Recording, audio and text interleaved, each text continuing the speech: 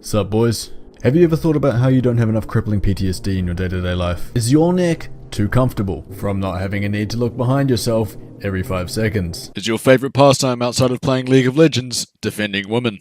Did your parents buy you a Quest 2 for Christmas? Well fellas, I have the game of a lifetime sitting here in my hands, and I'm going to tell you why I've come to love developing PPD. Into the Radius is a game. It is my favourite VR game of all time, and I don't care what the small amount of negative reviews on Steam say. What? Bleak and barren. Colour palettes mostly shades of grey and black. I'll show you shades of grey and black. It trumps Beat Saber. Hell, I like it more than Half-Life Alyx. And it comes from a game studio that has made 3 other games. I don't know how many Israeli sweatshop workers CM Games had to perform satanic blood sacrifices on to make this masterpiece.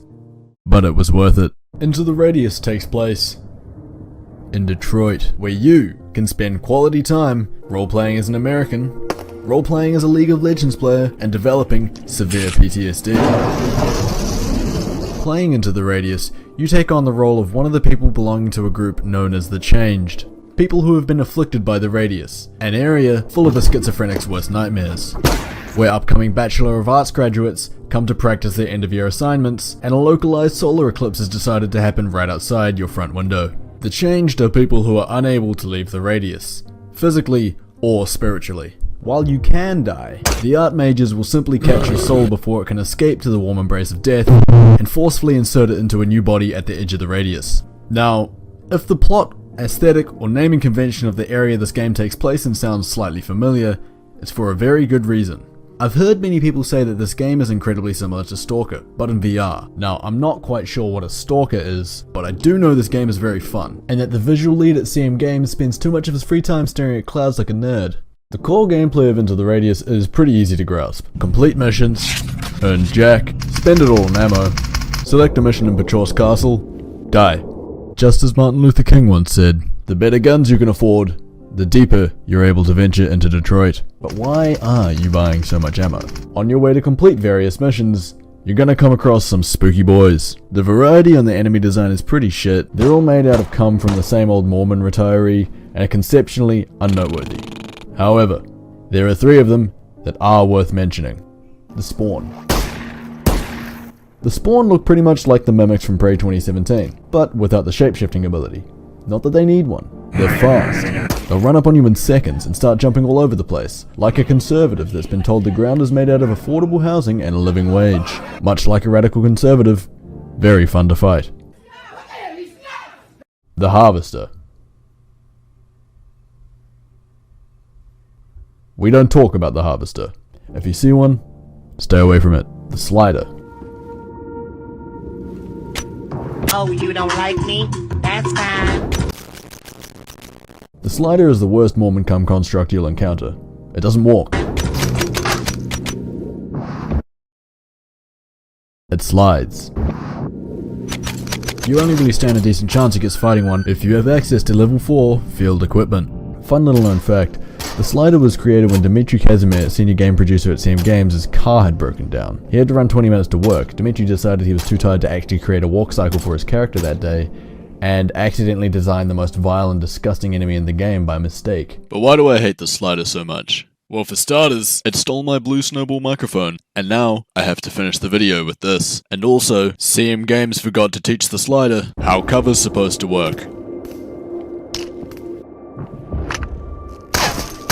And just to really rub it in, and make sure you know how much worse this microphone is, here's a clip from me using the old microphone, compared to a clip of me recreating it with this one. Mormon cum construct. Mormon cum construct. I have to live like this for the next month and a half. Feel sorry for me, and tell me how hard my life is in the comments.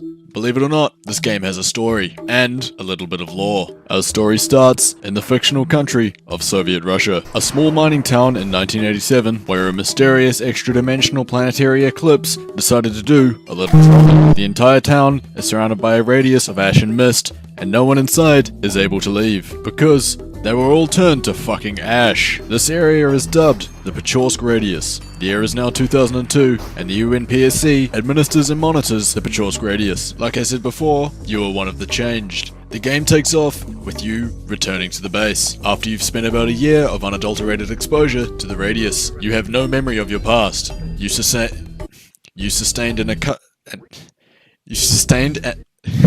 can't fucking say it.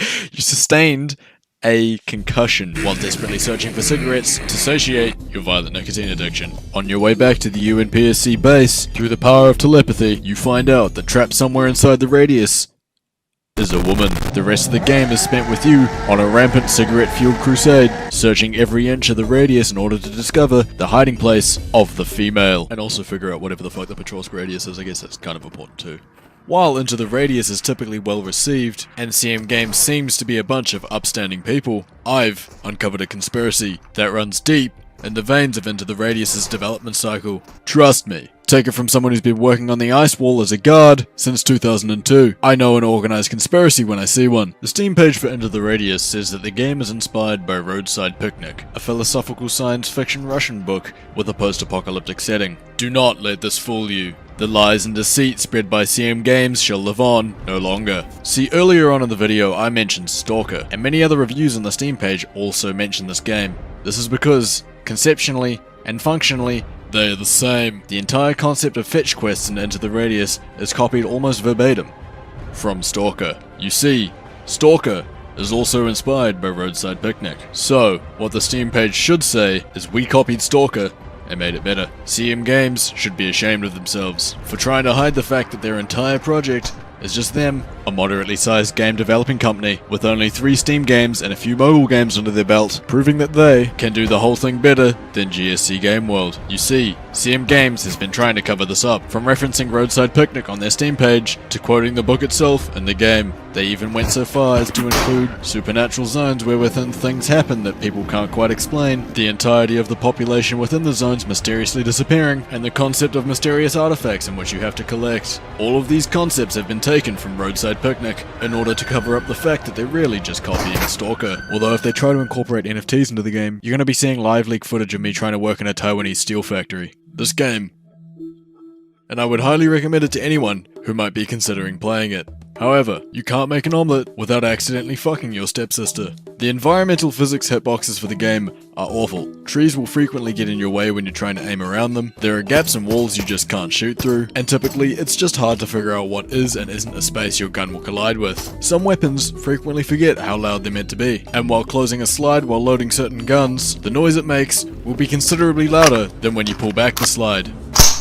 When maintaining your equipment, the moment the bar reaches blue, you can no longer clean off any oil you've placed on your equipment, meaning that if you spray too much on your gun, it's gonna be so oily and shiny that it'll end up looking like an anal diagnostic. It's much too difficult to grab pistols with your second hand. Not undoable, but when you're under attack and panicking, you'll have a very hard time trying to operate your gun properly. These are all nitpicks in the grand scheme of things, and don't really detract from the experience as a whole. However, these issues bug me personally, and I want them fixed. CM Games, address these issues, or I'll change my positive review on Steam to a -1. You have 48 hours. The last 4 minutes of this video have been sponsored by a severe meth habit and not being able to eat for 3 days straight. By the way, I have a Discord. Feel free to join it, not read the rules about accessing the rest of the server, and try to make conversation in the bot channel. I sincerely hope you enjoyed your time here, and as you might expect, I will be making more of these videos in the future. Have a safe day, and remember to forget to take your Thorazine.